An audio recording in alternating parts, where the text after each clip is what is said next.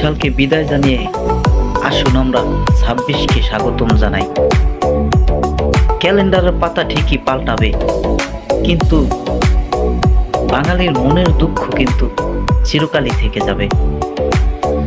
আসুন 26কে স্বাগতম জানিয়ে একটু মা বাবার কবরে দোয়া দুরূদ করি, কারণ আমাদের অপেক্ষায় আছে মা বাবা, যে সন্তানেরা দোয়া করবে কবরে এসে।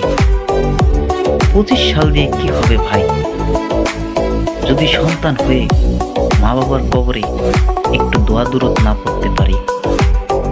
বেঁচে থাকলে সালকে প্রতি বছরই স্বাগতম জানাতে পারবেন, কিন্তু মরে গেলে মা বাবার কবরে কে স্বাগতম জানাবে?